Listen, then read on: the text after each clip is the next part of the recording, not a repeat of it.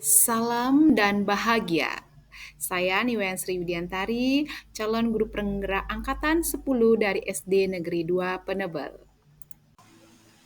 Nah, pada kesempatan ini saya akan menyampaikan koneksi antar materi, yaitu berupa kesimpulan dan refleksi modul 1.1.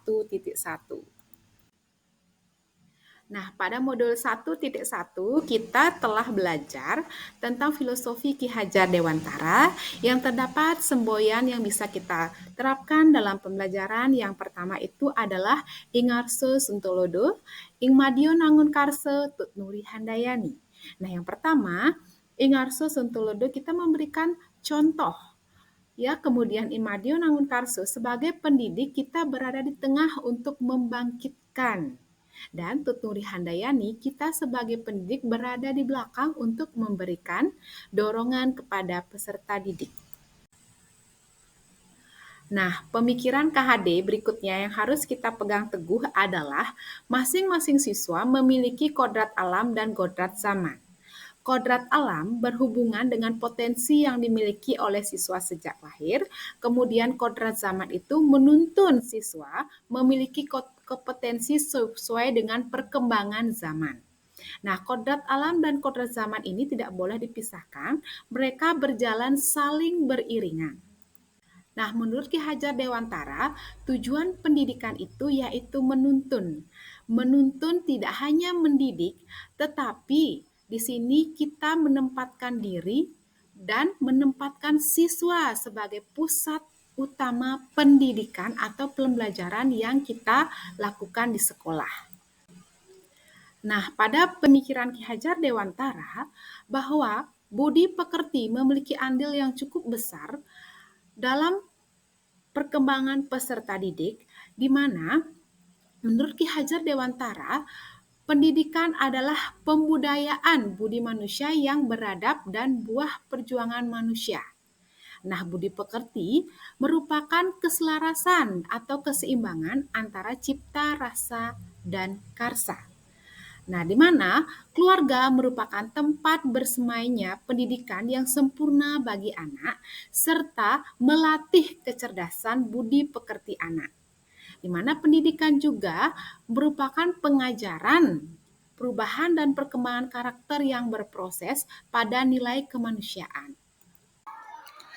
Nah, integrasi konsep kearifan lokal dalam filosofi KHD yaitu berupa penerapan ngayah atau gotong royong di SD Negeri 2 Penebel yang berupa kegiatan yang pertama yaitu membiasakan ya siswa melaksanakan piket kebersihan di kelas masing-masing maupun di halaman. Kemudian yang kedua, membiasakan siswa aturan ayah saat hari-hari keagamaan seperti Purnama, Tilem, dan hari besar Hari Raya Saraswati maupun Siwolatri.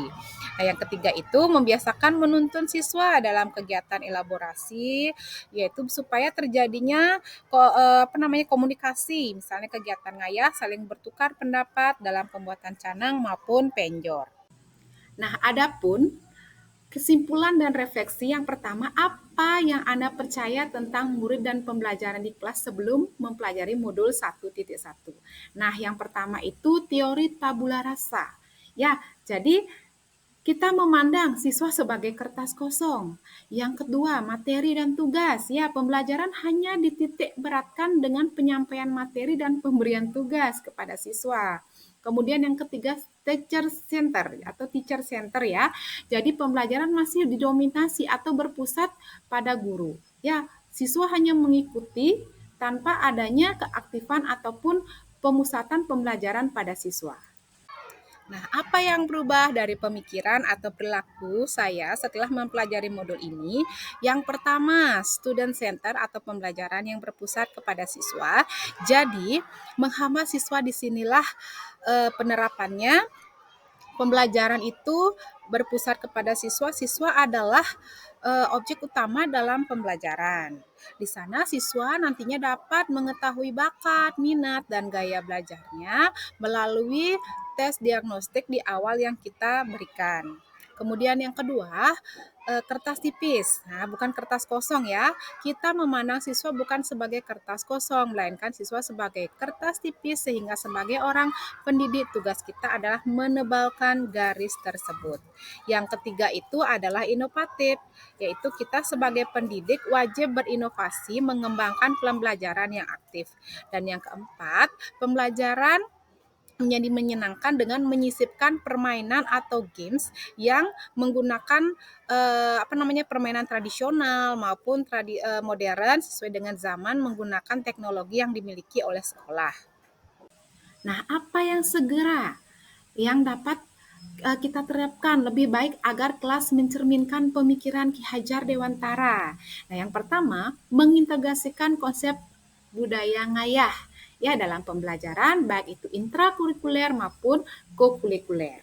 Kemudian, yang kedua melaksanakan pembelajaran inovatif ya, yang kreatif dan menyenangkan. Nah, yang ketiga, menerapkan metode kerjasama, elaborasi untuk melatih kemampuan komunikasi. Ini juga mampu melatih sejak dini mereka saling memiliki rasa kebersamaan satu dan yang lainnya.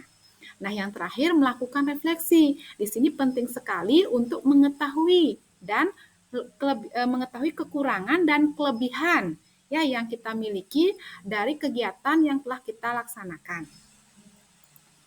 Nah, berikut adalah kegiatan foto-foto yang dilaksanakan di sekolah saya, yaitu kegiatan P5. Di sana siswa saling bekerja sama menyelesaikan proyek mereka dalam satu kelompok. Kemudian ada kegiatan menjaga lingkungan, kemudian di sini ada kegiatan ngayah, anak-anak laki-laki membuat klat-kat, kemudian persembahyangan bersama, kemudian di sini ada pengenalan lingkungan, ya mengenal tumbuhan obat yang ada di sekitar mereka, dan yang terakhir ngaturan ayah tari saat Saraswati. Baik, sekian yang dapat saya sampaikan. Salam dan bahagia.